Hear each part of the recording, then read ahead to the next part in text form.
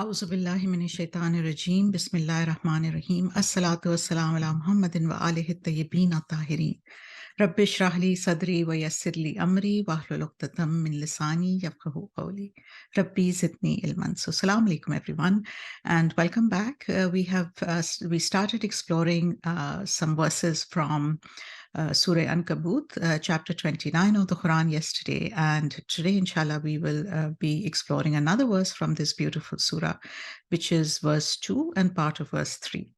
So in verse 2 and 3, Allah subhanahu wa ta'ala says, Bismillahir Rahmanir Rahim. Ahsabin naso ay yatraku ay yaqulu.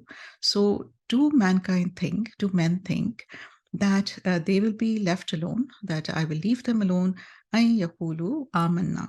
When they say, we believe, wahum la yaftanun, and that they will not be tried. وَلَقَدْ فَتَنَّا الَّذِينَ مِنْ قَبْلِهِمْ. So indeed, we have tried before them. So Allah will certainly know those who are true and will certainly know the liars. So what this verse is telling us, that trials, tests of our faith are a fact of life. There will always be challenges to face and obstacles to overcome. In other words, we should not be surprised when we encounter challenges, upsets to our comfort and ease, things that kind of shake us, right? Things that question us, how strongly we believe.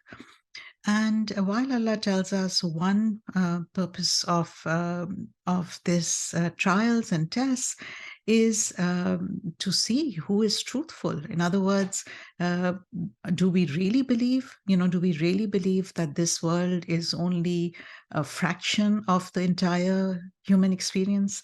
That the purpose that we have been created for is not to settle down here, is not to kind of take residence and enjoy life for the sake of life, but we have been created for something bigger. Do we remember all of these things? And when trials hit us, all of these things, when our core is shaken, that's when, Allah already knows, obviously, right, what the extent of our faith is. It reveals to ourselves more than anything else, right? What, how much of it is a faith of our tongue. All of us say we believe. And when things like this happen, when our world is shaken, when our security systems are swept away, like we talked about yesterday, that is the time when we come face to face with really what the level of our faith is. I remember a really wise old lady, when her only son, she had many daughters and only one son who was very beloved to his whole family, to her, to the sisters. And he passed away at a fairly, he was not old. And she told her family, we say we believe, and now is the time to show it, right?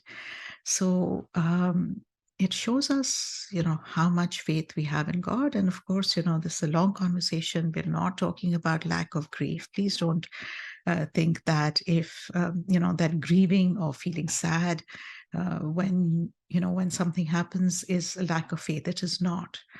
Lack of faith means that we begin to question Allah, we begin to question His wisdom, we begin to question faith itself, right? So let's reflect for the remainder of our time today on, what is the purpose of trials? What do they do for us? And, the first thing is that they build our strength and resilience. So, the word that Allah uses is fatanna, we tried. And in Arabic, fitna is a very interesting word. One of the meanings is to melt gold in order to separate its impure parts. So just like the true beauty and strength of gold is revealed only once it is put in the furnace and the impurities are separated out, and then what is left is the pure gold. Our strength and resilience as human beings is revealed when we face adversity and obstacles. Absolutely. So it is not only revealed for ourselves, it gives us confidence, obviously, when it is revealed, but it also builds confidence, it builds resilience when we are able to go through trials. We can think of it this way. When we want to build our physical muscles, we don't lie on the bed and watch TV, right? We get up, we go to the gym, and we lift weights. And the weights we choose need to be those that will challenge our strength. We don't grow in our comfort zones, as it is often said. We do not choose styrofoam weights to lift if we are serious about strength building. We lift weights which are challenging for us. Similarly, we do not grow, become stronger, or more resilient during times of ease. Human beings love comfort, right? And when we are comfortable, we kind of become laid back and we are not performing at our best. It is during times of stress and challenge that we build our emotional, psychological, and spiritual strength. Now, many people who go through difficult situations in life and they come out at the other end, such as an illness, loss of finances, loss of their security systems, loss of loved ones, report that it made them stretch and grow spiritually in ways that they could not have imagined. Although they would not have chosen the test, they say that they know they are better for it. And all of us, when we look back at really challenging times in our lives, we may come to realize that that is what made us who we are. When we handle the challenges well, and by well, I don't mean lack of grief, I don't mean lack of sadness or upset. It is that despite everything that we're feeling, we keep putting one foot forward, we do keep doing the right thing, and we keep turning to Allah rather than away from Him. And Imam Ali alayhi salam said that many a person who is afflicted is made stronger by his affliction, right? So, so both becoming stronger and revealing our own strengths, right? So when we go through challenges, we're often surprised. If somebody was to tell us things that we are going to go through in life, many of us would have said, absolutely not, I cannot handle it. And this is what anxiety does to us, right? On another conversation, that when we look at something that may happen in the future, psychology shows that human beings really tend to overestimate the the hardship that is going to come from a trial, right? And when we are spiritually inclined, when we read the book which tells us that Allah does not give us more than we can cope, and that there is ease with difficulty and all of those things, we reveal our own inner strengths. We are very surprised at how we are able to cope with what life throws at us. And so again, Imam Ali alayhi salam says that when you see that Allah the Glorified is continuously testing you with hardships, then know that He has woken up from your slumber of negligence, right? Your slumber of negligence. What does this mean? So again, another thing that the trials do to us is it really brings to mind what our true priorities in life are. When we are in times of ease, we tend to lose our focus, get very mired in this world, and lose the focus of why we're really here. When when we are given trials, and our old way of seeing the world is often shattered, there is an opportunity to wake up to the true priorities in life. It is an opportunity to shift from a pleasure-seeking way of life to a more meaningful and purposeful way of living. So, on that note, it also allows us to have a closer relationship with Him. So, given that, this is the only thing, right? When we return to Him, the thing that will count the most is our relationship with Allah subhanahu wa ta'ala. And in the midst of trials, when we can't count on anything and anyone else, we know that He is there. We become so much to Him. We pour our heart out to Him.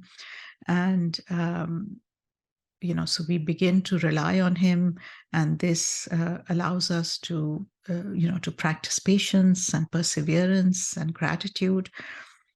And, another very important part of being tested in trials, when we know that nothing that comes our way is purposeless, that it has, a greater purpose.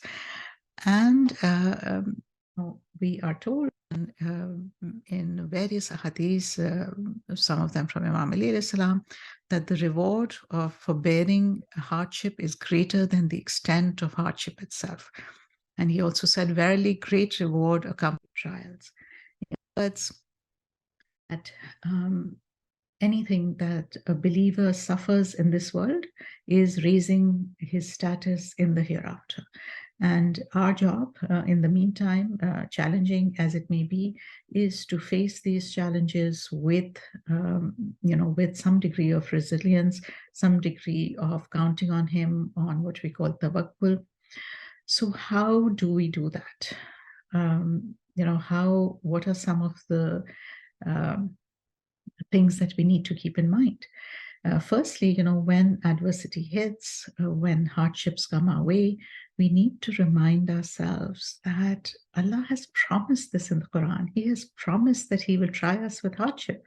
So there's nothing gone wrong. This is part of His plan. And this is, we spend so much time arguing with reality, right? It shouldn't be this way. Keeps telling us it shouldn't be this way. Once this is over, then I will be happy. No, that's not what the Quran says. It says that we will try you. And so secondly, also, we can use these situations to practice what we know, but what we may not have paid attention to. Connection to the divine, patience in action, compassion. This is the time to live up to and practice the virtues that we aspire to. And thirdly, again, we need to remind ourselves, as He does in the Quran, that He has not put anything in our way that we are not capable of handling.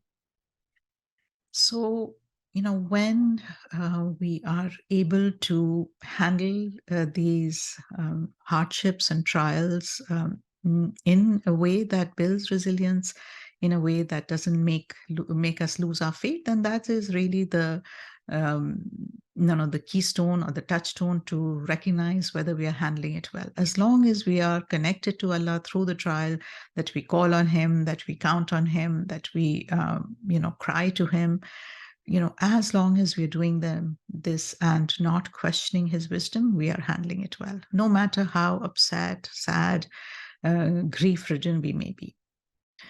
And I'd just like to end with a quote from Abraham Maslow, because he studied self-actualizers, people who were able to live their full potential, and what helped them, right?